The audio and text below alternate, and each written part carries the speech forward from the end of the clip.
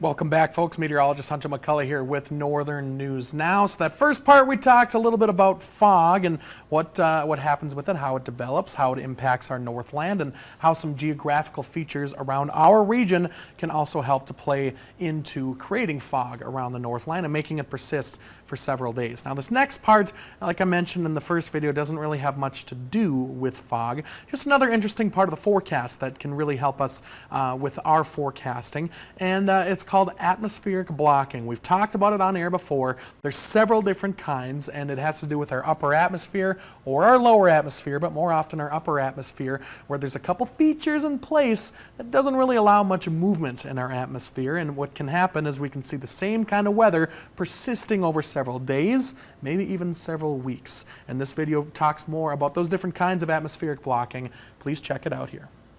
Hey there, folks. Meteorologist Hunter McCullough here for Northern News Now. This next part, we're going to be talking about atmospheric blocking. It happens relatively quite a bit, but not too often. It happens every once in a while. It's where we see in their upper atmosphere or at the surface, we see atmospheric blocking. Not a lot of movement with that atmospheric blocking. And so there's a couple different kinds that I wanted to go over here quick and just showcase how it impacts the Northland.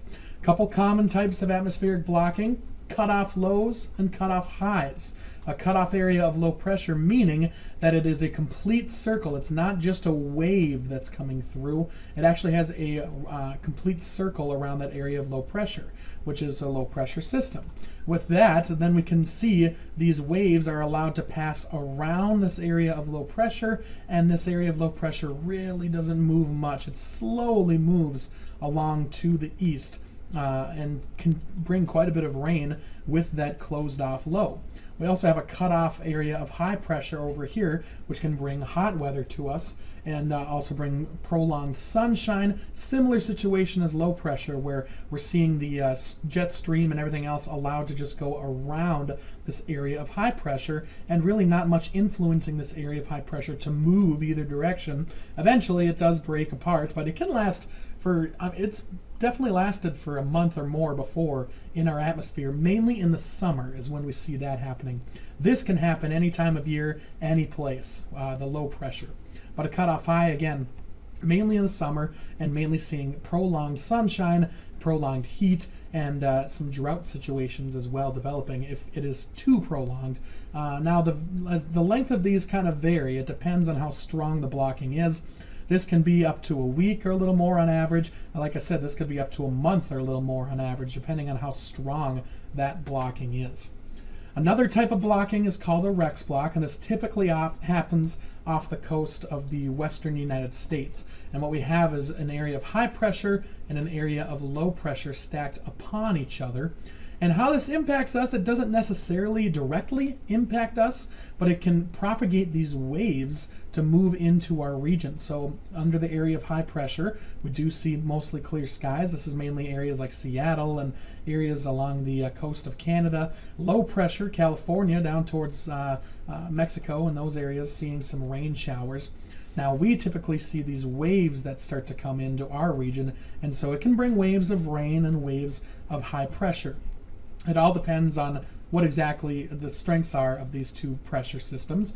And once one gets stronger or weaker than the other, then we start to see the breakdown of this pattern. So this can last a couple to a few days usually with these kind of systems, but it's been known to last longer than that.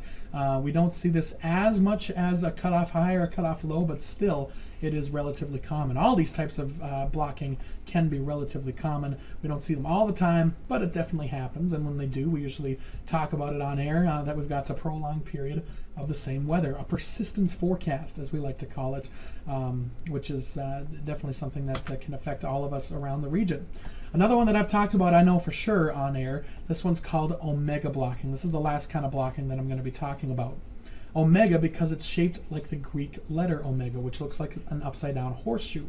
What you got is an area of high pressure and two cutoff lows on either side of this area of high pressure, strong ridge, strong areas of low pressure, and usually with us in the Midwest, we're usually under the area of high pressure, or we have that area of low pressure and then it moves ever so slightly to the east and then we're under high pressure. So usually we're seeing clear skies and warm temperatures because of that atmospheric blocking.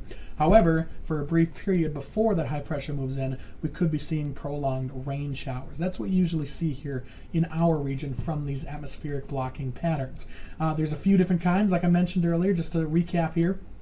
Cut off high pressure, cut off low pressure, Rex blocking, which is named after the meteorologist that discovered this, and omega blocking, which again is named after the Greek letter omega because it's shaped like an omega Greek letter here, an upside down horseshoe.